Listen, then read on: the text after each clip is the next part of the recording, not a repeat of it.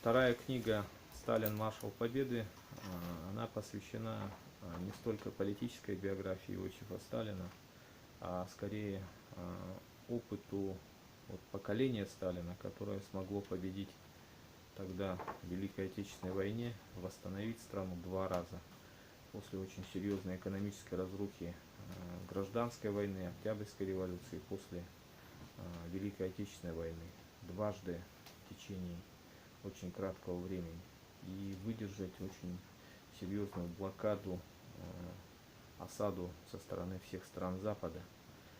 Мы, к сожалению, до сих пор должным образом не оцениваем причины этой войны, потому что, если объективно разобраться, то руками Гитлера против нас воевал весь Запад.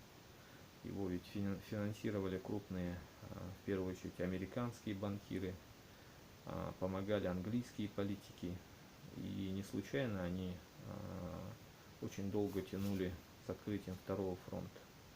По сути, это была война на уничтожение нашего народа, нашей страны.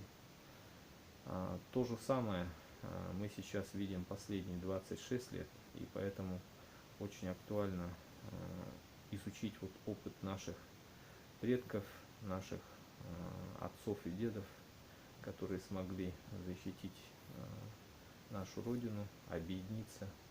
И вот в этом плане опыт Сталина и его поколения очень важен. До сих пор очень много разных мифов, легенд, которые навязаны нам антисоветской либеральной пропагандой, в частности, о репрессиях, о реформах, о цене вообще вот победы в Великой Отечественной войне. И в этом надо разобраться. Тем более сейчас в средней школе, в университете ведется очень усеченное преподавание истории.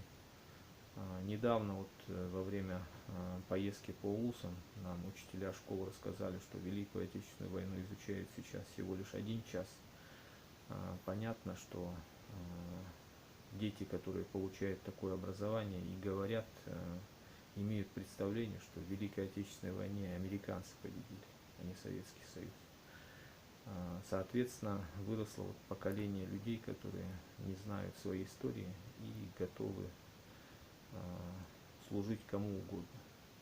И поэтому, вот, как показывают вот недавние волнения, недавние выступления молодежи в поддержку Навального, это и вот опыт нашей соседней Украины, что это очень опасно, забвение истории.